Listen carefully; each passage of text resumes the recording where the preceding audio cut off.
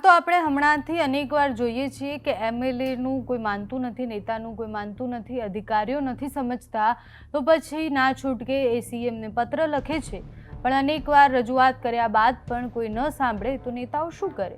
તો પછી નેતાઓને યાદ આવે કે સબકા માલિક એક, એટલે ભગવાનને જ રજૂઆત કરીએ. નમસ્કાર, આપની સાથે હું છું પાયલ રાઠોડ.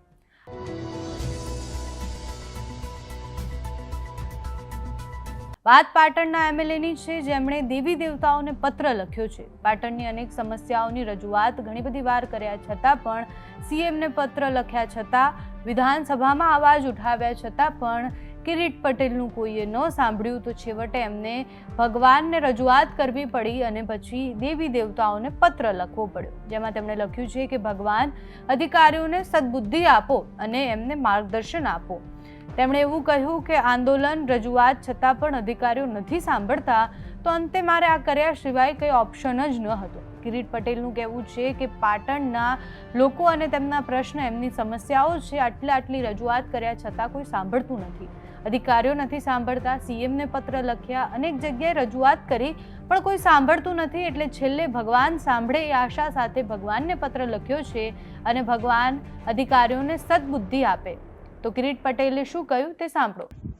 મેં પાટણના તમામ નગર દેવી દેવતાઓને એક પત્ર લખ્યો છે.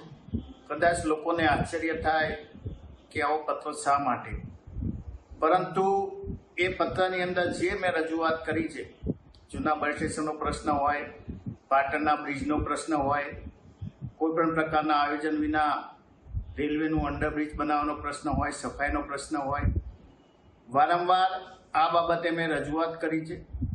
પરંતુ જે રીતે નગરપાલિકા દ્વારા અણઘડ વહીવટ અને કોઈ પણ પ્રકારના આયોજન સિવાય પાટણની પ્રજાના વેરા એક બાજુ બમણા કરી અને લોકોને સુવિધા પૂરી પાડવામાં આવતી નથી. પાટણની જનતા ગંદકી હોય, ગટરોની બાબત હોય, લાઇટની બાબત હોય, સ્ટ્રીટ લાઇટની બાબત હોય કે ચોમાસાની અંદર ટ્રાફિકની સમસ્યા, આનાથી પીડાય છે. હવે આ પ્રશ્નનું નિરાકરણ ક્યારે આવે છે જોવાનું રહ્યું, પણ પ્રશ્ન તો હજુ એ જ છે કે જ્યારે નેતા, આપણે એવું કહીએ કે નેતાના એક ફોનથી અધિકારી માની જાય કે નેતાના એક ફોનથી કે સાંસદના એક ફોનથી કામ થઈ જતા હોય છે, ત્યારે સ્થિતિમાં નેતાએ પત્ર લખવા પડે છે, સીએમને પત્ર લખવા પડે છે.